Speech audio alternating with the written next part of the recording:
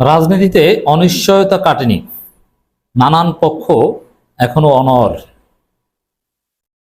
নেপথ্যে প্রথম আলো, সেনাবাহিনী, বিএনপি আর সবকিছুর গোড়া ভারত।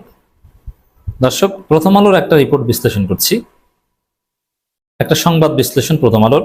অনিশ্চয়তা কাটেনি, সব পক্ষই অনড়। এর মানে বিএনপি, জামাত, এনসিপি, সেনাবাহিনী, ডক্টর ইউনূস সরকার, নানান পক্ষ এখন জড়িয়ে পড়েছে। আর সেনাবাহিনীকে বিএনপি ডেকে আনছে রাজনীতিতে। তারা বলছে, তারা বলতেই পারে তার একটা পক্ষ। বিএনপি নেতারা, বিএনপির বুদ্ধিজীবীরা, ইউটিউবাররা দেখবেন যে বারবার বলে সেনাবাহিনী একটা পক্ষ। সেনাবাহিনী, বিএনপি, সরকার, এদের মধ্যে সমঝোতা হওয়া দরকার ডেমোক্রেটিক ট্রানজিশনের জন্য। মানে সেনাবাহিনীকে একটা পলিটিক্যাল পার্টির মতো ট্রিট করছে এখন বিএনপি। এখন প্রথম আলোর যে এই নিউজ বিশ্লেষণ, অনিশ্চয়তা কাটেনি, সব পক্ষই অনড়, এই অনিশ্চয়তার নেপথ্যে হচ্ছে প্রথম আলো। প্রথম আলো অনিশ্চয়তা তৈরি করে রাখছে। প্রথম আলো শয়তানি করছে, ডেইলি স্টার শয়তানি করছে, বিবিসি বাংলা শয়তানি করছে, স্রেফ শয়তানি। এরা দিল্লির এজেন্ডা, সাউথ ব্লকের প্রেসক্রিপশন অনুযায়ী কাজ করছে। এবং প্রথম আলোপন্থী উপদেষ্টারাও ঝামেলা বাজাচ্ছে। প্রথম আলোপন্থী উপদেষ্টাদের একটা গ্রুপ আছে সরকারে। প্রধান উপদেষ্টার বাসভবন যমুনাকে কেন্দ্র করে ঘেরাও অবস্থান কর্মসূচি, নির্বাচনের সময়সীমা নিয়ে সেনাপ্রধানের বক্তব্য, বিএনপি ও এনসিপির পাল্টাপাল্টি অবস্থান, অধ্যাপক ইউনূসের পদত্যাগ ভাবনা, সব মিলিয়ে কয়েকদিন ধরে দেশ এক ধরনের অনিশ্চয়তার ভেতর দিয়ে যাচ্ছে। অনিশ্চয়তা কাটাতে প্রকাশ্যে অপ্রকাশ্যে নানান তৎপরতা চলছে।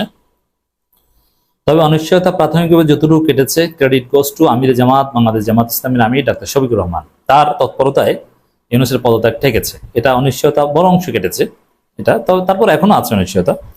তবে সরকার, রাজনৈতিক দল, সশস্ত্র বাহিনীর মধ্যে যে মতভিন্নতা তৈরি হয়েছে সেটা কমেনি। কার্যত সব পক্ষ যার যার অবস্থানে অনড়। এমন অবস্থায় যে কোনো অনভিপ্রেত ঘটনা পরিস্থিতিকে আরো জটিল ও কঠিন করে তুলতে পারে। আর প্রথম আলোর কাজ হচ্ছে সেটা উস্কানি দেওয়া। কোনো সমাধান কিন্তু এরা দিবে না। সমাধান যাতে না হয়, এই যে সেনাবাহিনী এটা উচিত না, রাজনীতিতে নাক গলানো, এই বিষয়ে কোনো কলম প্রথম আলো লিখবে না, বরং যাতে আর পরিস্থিতি জটিল হয় সেটাই করবে তারা।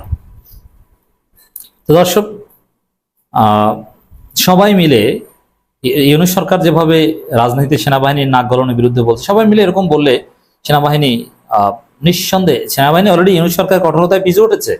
সেনা সদর প্রেস ব্রিফিং করে নমনীয় দেখিয়েছে, কিন্তু এই প্রথম আলোরা উস্কানি দিবে।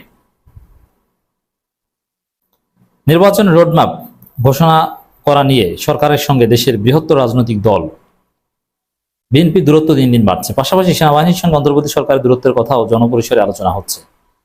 এছাড়া বিএনপি, জাতীয় নাগরিক পার্টি, এনসিপি, জামাত ইসলামী সহ অন্যান্য দলগুলোর মধ্যে সম্পর্কে নানান জটিলতা তৈরি হয়েছে।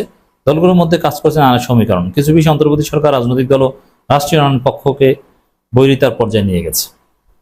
আর প্রথম আলো সেটা এনজয় করছে। তো দর্শক, এখানে আসলে যে অনিশ্চয়তা কাটেনি, নানান পক্ষ অনড়, তার প্রমাণ হচ্ছে বিএনপি যে সর্বশেষ নয়াপল্টন যে তারুণ্যের সমাবেশ করেছে, সেখানে তারেক রহমান এবং অন্যান্য নেতাদের বক্তব্য। সেখানে সালাউদ্দিন আহমেদ বলেছেন যে ডক্টর ইউনূস নাকি পদত্যাগের নাটক করেছে। এর মানে ডক্টর ইউনূসের সাথে বিএনপির বিরোধ কমেনি। ডক্টর ইউনূসের ব্যক্তিত্বকে এখন বিএনপি আঘাত করছে এবং ডক্টর ইউনূসের মনোবল ভেঙে দেওয়ার চেষ্টা করছে। এক। দ্বিতীয় হচ্ছে, নির্বাচন ডিসেম্বরই হতে হবে। প্রফেসর ইউনূস আবার ডিসেম্বর নির্বাচনে কোনো কথা বলেননি। তারা বলছেন সেই ডিসেম্বর থেকে জুনের মধ্যে, জুনের পর আমরা আর থাকবো না। আর বিএনপি বলছে ডিসেম্বরের মধ্যেই হতে হবে। এর মানে সমস্যা সমাধান হয়নি। আবার এনসিপি বলছে বিচারের আগে কোনো নির্বাচন নয়, নির্বাচন কমিশনের উপর আস্থা নেই। জামাতেরও আস্থা নেই নির্বাচন কমিশনের উপর। জামাত আবার সেনাপ্রধানের সাথে বৈঠক করে।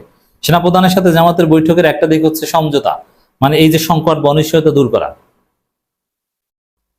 তাহলে দর্শক, এই রাজনীতিতে অনিশ্চয়তা, সংকট, নানান পক্ষ অনড়, এর নেপথ্যে হচ্ছে প্রথম আলো, সেনাবাহিনী, বিএনপি।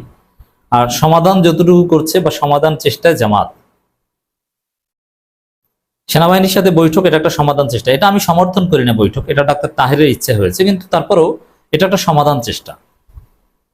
বরং এই সেনাপ্রধানের সাথে বৈঠক, এখানে জামাতের বৈঠক নিয়ে আলোচনা হচ্ছে, কিন্তু অনেকে জানেন না। যারা জানেন না তাদের অবগতির জন্য জানাচ্ছি, জামাতের সাথে বৈঠকের কাছাকাছি সময় বিএনপির সাথে বৈঠক হয়েছে। এর মানে সেনাপ্রধান এখন রাজনীতি করছেন, পলিটিক্যাল পার্টির সাথে বসছেন, বিএনপির সাথে বৈঠক করে, জামাতের সাথেও বৈঠক করে। তো জামাতের সাথে আর্মির বৈঠক নিয়ে অনেক কথা আপনারা শুনেছেন, কিন্তু বিএনপির সাথে বৈঠকটা কিন্তু গণমাধ্যমে আসেনি।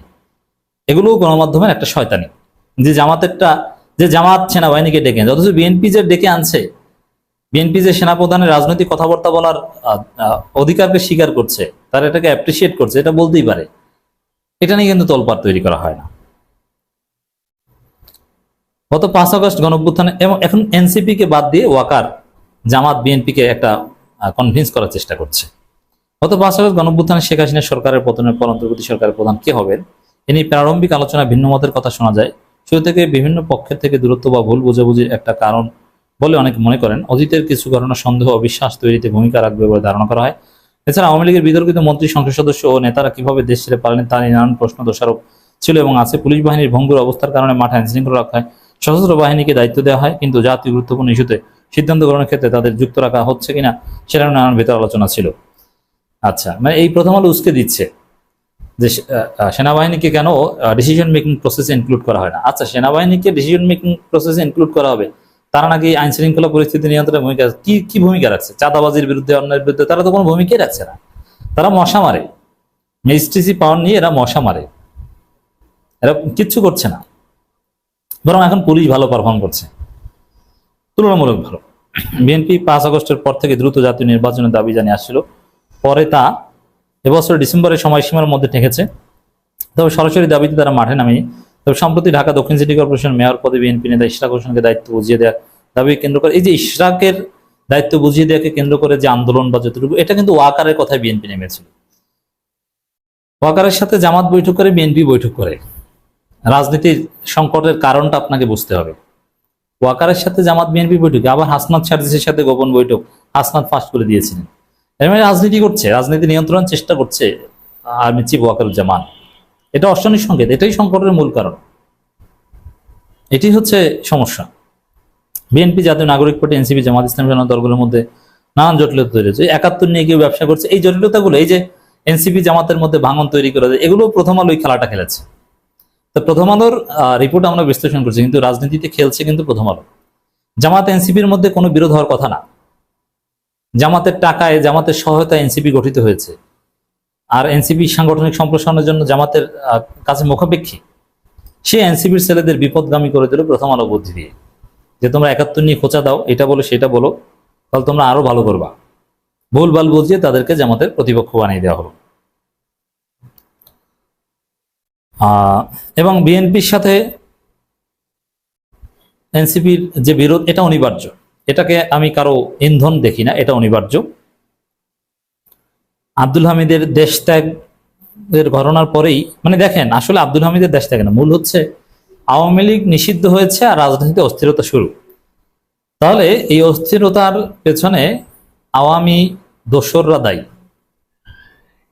ডিসেম্বর নির্বাচন চাওয়া নিয়েই তো এখন যত অনর অবস্থান, তাই না?